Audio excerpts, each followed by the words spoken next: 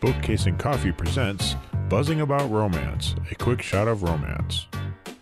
Hey everyone, welcome to Buzzing About Romance. I am Becky, and on this episode, I am joined by podcast contributor Rachel. Hi, Rachel.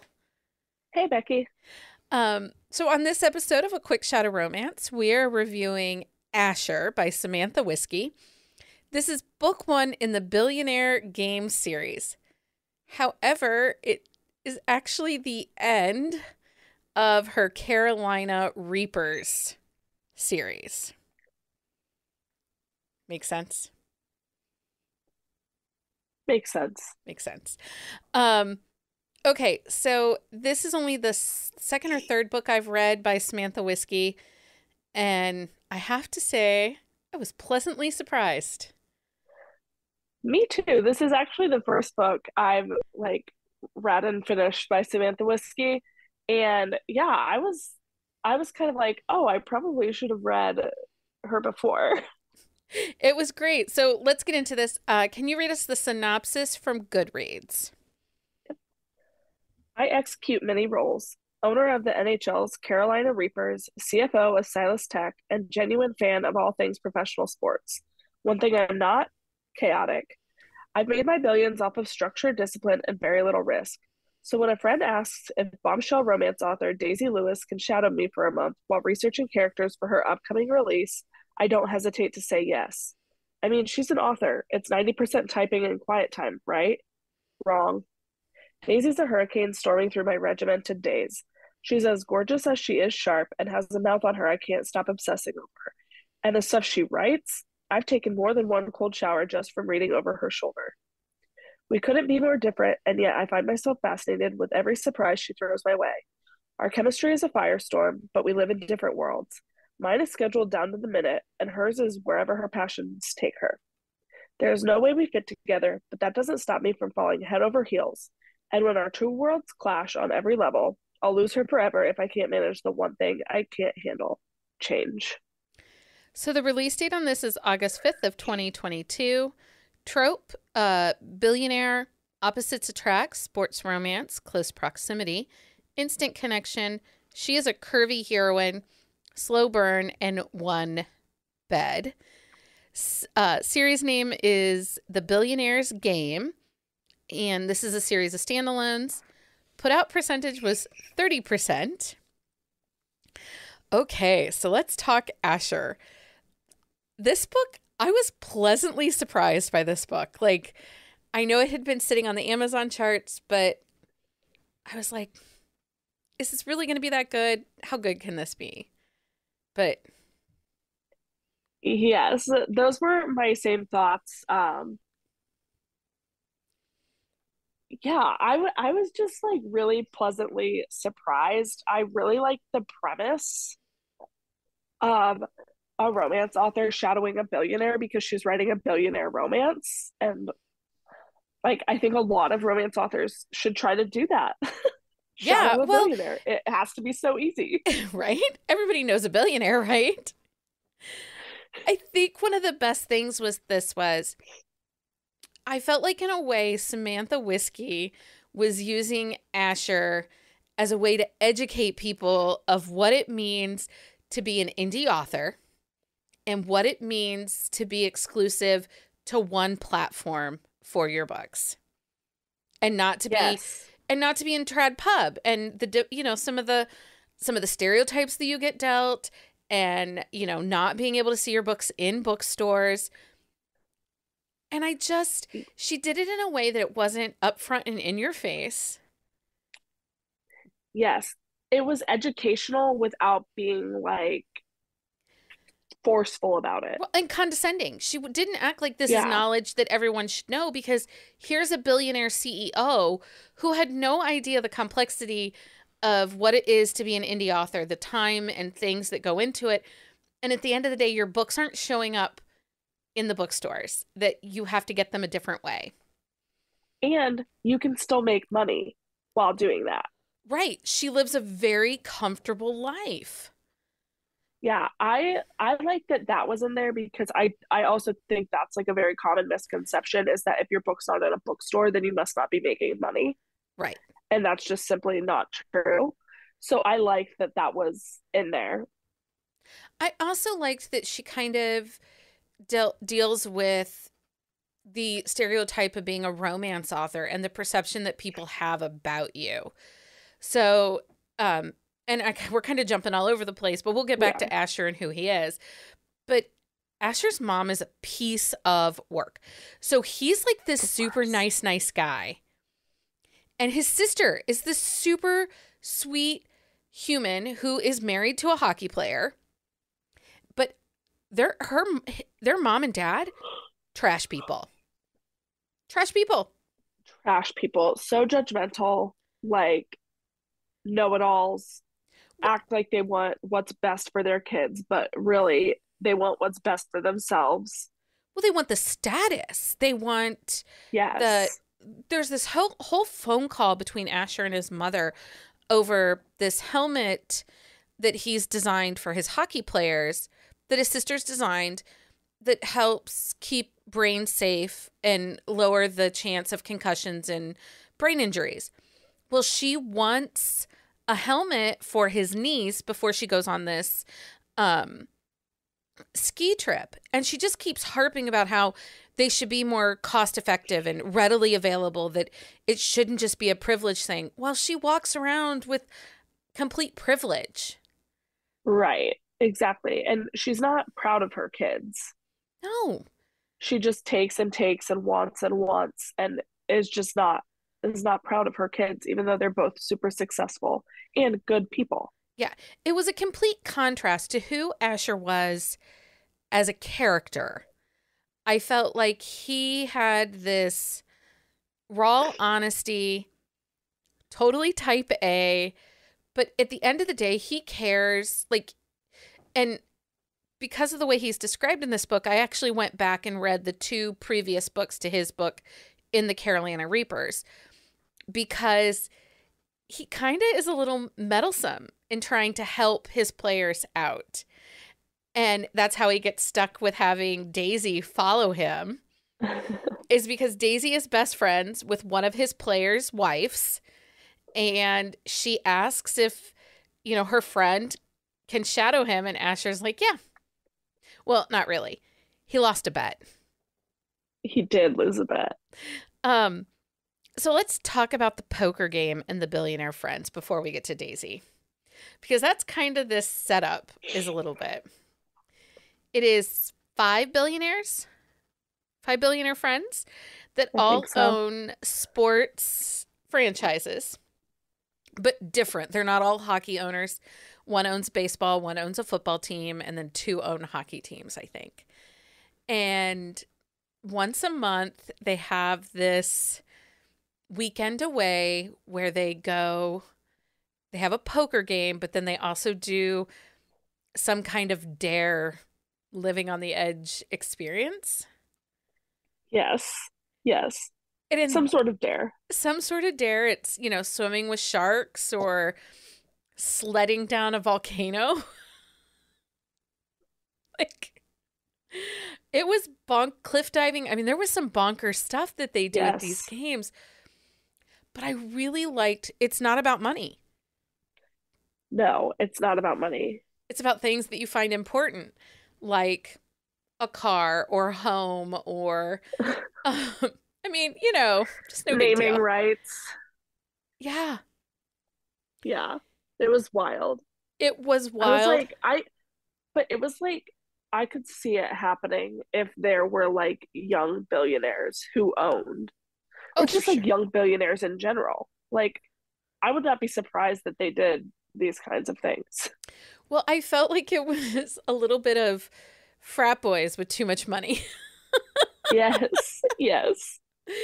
But they were all really good guys, and I am desperate for all of their books, because the series is called The Billionaire Game, and all of those owners are going to get books, and there's one particular owner who might have mob connections, and it's his book. Yes, I need it tomorrow. Same. I keep trolling Samantha Whiskey on social media, because she doesn't do pre-orders or anything like that, just to see if there's some hints when we're going to get the next book because I'm all in. Give it to me now. Same. Same.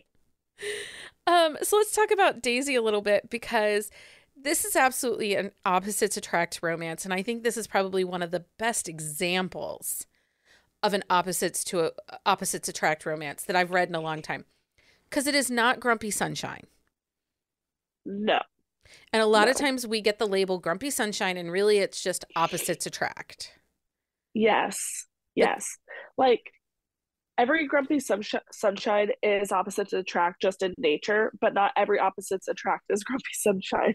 There's more than if you're grumpy or sunshine. Right, right.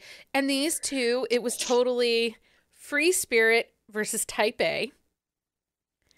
You know, Daisy dresses whimsically and forgets things and is chaotic. And he's up at like 4:30 every morning. Yeah, and has this very like scheduled, regimented life, and he only eats certain foods, and like it throws him off when she's like, What? You don't want to just go do this right now?" And he's like, "No." And they actually have like a little bet themselves where she's like, "If I win, you have to sleep in." And his sleeping in was like 6:30. Right. Yeah. It was funny because going into it, you could definitely tell that she thought, like, oh, he's a billionaire. His life must be kind of easy. Like, you have all this money. Of course, your life is easy. And it's like, he's like, how do you think I got to this place? Like, you can't just stop. Yeah. Yeah. It was so funny. But she has a great group of friends. She has two friends. One is actually married to one of Asher's hockey players. They were phenomenal characters that added so much to this book.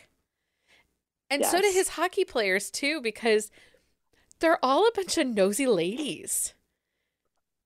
That's like my favorite thing in sports romances is when like the teammates, and in this case his players, are like also invested. Yeah, they were so gossipy. They were like showing up in his office like, "What are you doing? How's it going?" And I'm like, I love them. Guys. I'm definitely going to go back and read the series now. I have to. You have to. Yes. I read Brogan and Maxim, which are the two books that precede this one. And it's Brogan's heroine that is Daisy's best friend. And that's a single dad nanny romance. Ooh. And it's really good. And Maxim was his sister's best friend. And that's a great shy protector, emotional protector romance too. Okay, well, I'm sold. I really, so one of the things that I liked about this book with Asher is once they make the connection, and it takes a minute, like I say 30%, but there was some like slow burn chemistry buildup between the two of them. Yes, I agree with that. Like it didn't just spark. Because it was 30%, but it wasn't like, it was a longer time. Right. Like timeline wise, like she shadowed him for a month and it was almost like the whole month.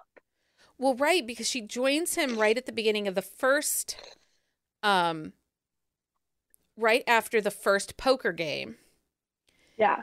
And then when they connect, it's with the next poker game. Yes, exactly. So it hasn't been, I think it's like 20 days they've been together. And then the rest of the romance takes place in basically that last 10 days they're together. Yeah. And then like it just kind of continues after the shadowing. Yeah. And the friends, so she goes to the game with them and the friend totally sets them up with the one bed. He's like, I loved it. He's such a meddler, and he's like, yeah, she's a romance author. She knows how to handle the one bed. Yes. It was so funny. She loved it. That was so funny. I loved that scene. But he like worshipped her. Like when they connected, it was definitely a like not a pining. It's a worship. Like, he wanted every moment he could with her, and he helps her act some scenes out that she was having some positioning problems with. Yes.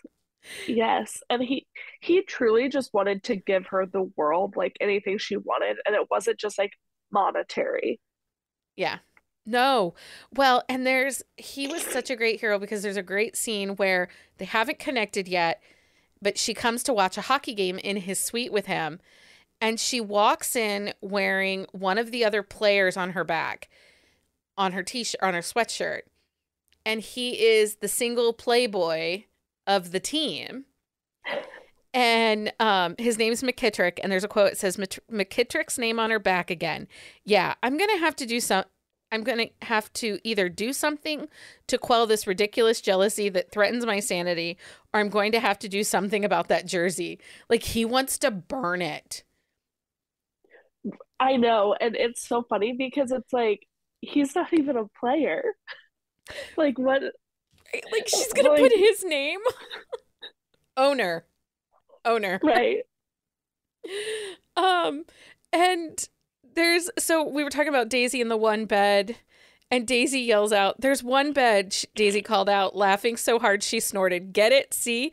Weston pointed at her. "She gets it. You brought a romance novelist to the game, and there's only one bed." He looked her way. "It's funny, right? It's epic." She laughed even harder. That scene was so great. That was like romance gold. Yes, I was cracking up, like that entire scene, like the fact that there was only one bed and then their reaction to it was so funny. Yeah, and so because it's opposites attract, there definitely is this awkwardness between the two of them, and I like that the author chose to note the awkwardness out loud.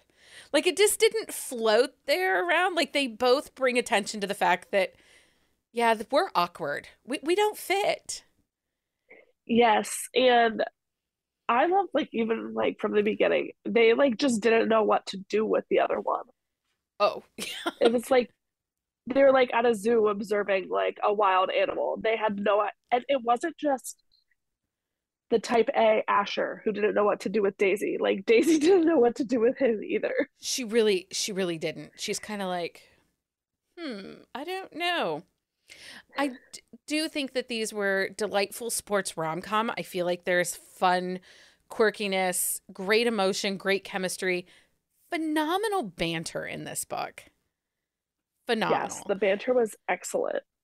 So I think that if you like, a billionaire romance, if you like a sports romance and want to have some moments of, laughter, you should absolutely check this book out. Yes, and like the friend group is great. Like Asher's friends, Daisy's friends, even the hockey players, like they were all great. Like, I loved them.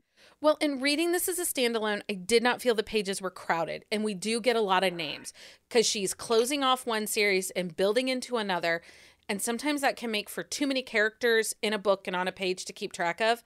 And then you have his parents coming in and her mom coming in, but it was fine.